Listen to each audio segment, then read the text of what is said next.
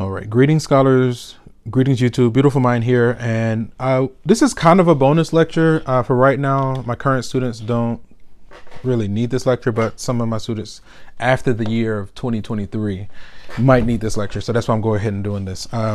So this is the last section in chapter 3 on logic. This is section 3.8, arguments and Euler diagrams. An objective here, we like to use Euler diagrams to determine validity.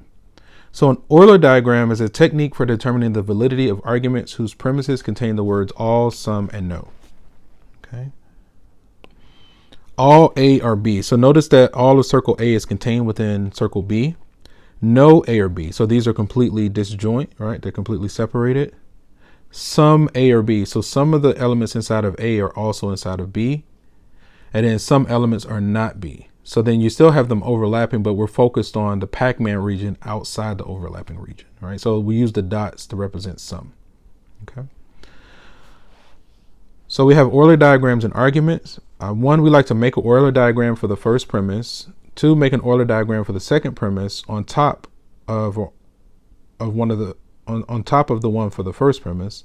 The argument is valid if and only if every possible diagram illustrates the conclusion of the argument. If there is even one possible diagram that contradicts the conclusion, this indicates that the conclusion is not true in every case, so the argument is invalid. Okay, that sounds interesting. Let's see it in action. So we're asked to use an Euler diagram to determine whether the following argument is valid or invalid. All people who arrive late cannot perform.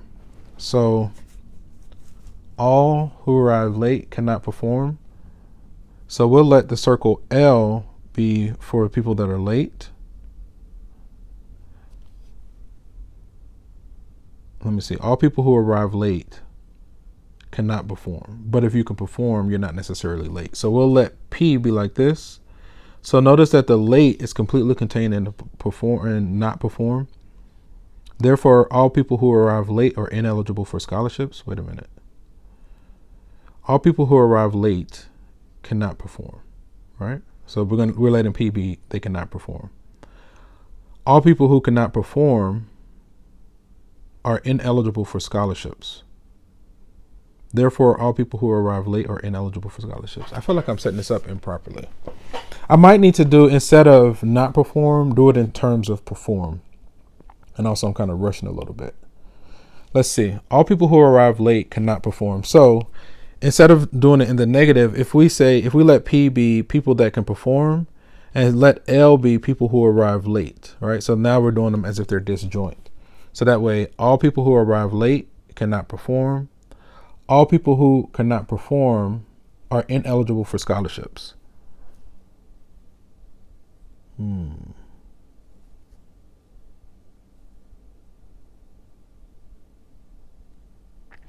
people who cannot perform are ineligible for scholarships. That might need to be not perform. So is it possible to have some people that are late that are eligible for scholarships?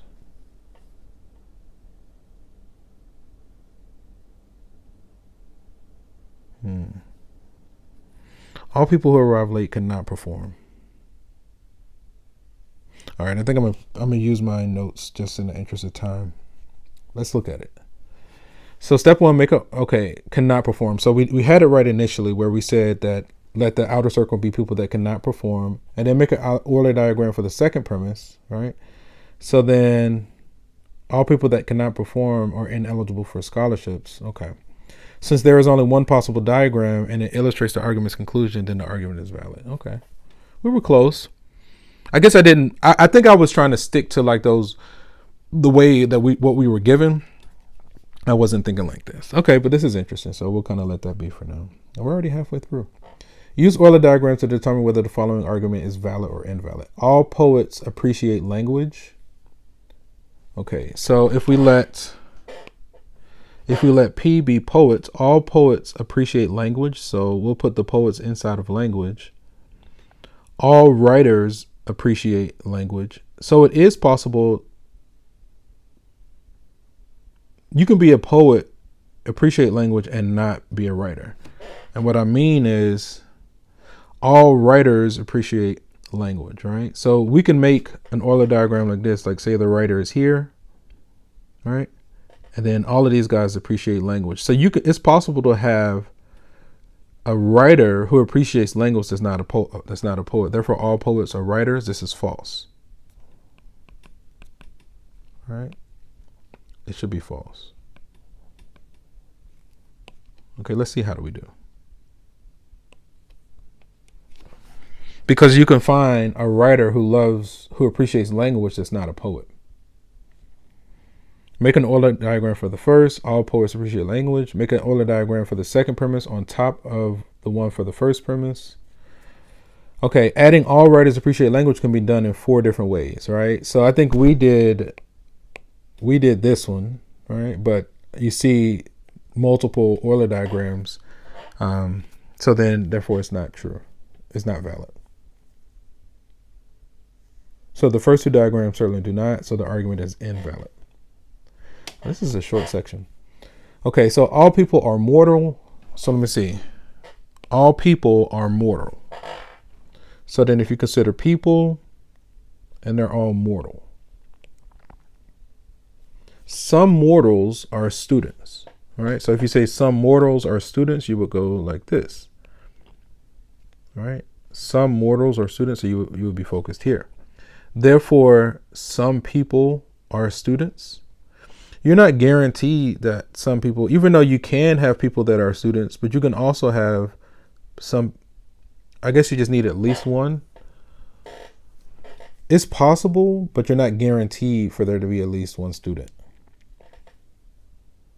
They can be, but it's, you can have multiple Euler diagrams that make the premise true, but then the conclusion not necessarily hold. Because like we could slide that P circle over and overlap with the sum. So we'll have multiple diagrams. I see this the one at the bottom is what we have. So the dot in the region of intersection shows that at least one mortal is a student. The diagram does not show the people and student circle intersecting with the dot in the region of intersection. So the argument is valid if and only if every possible diagram illustrates the conclusion of the argument. The argument's conclusion is some people are students. The diagram does not show the people circle and the student circle intersecting with the dot in the region. The conclusion does not follow from the premise, so the argument is invalid. All right, that's what we said. And just like that, we're done. So we had a little bit of a rocky start, but then once we caught the rhythm, we were able to pick it up, okay?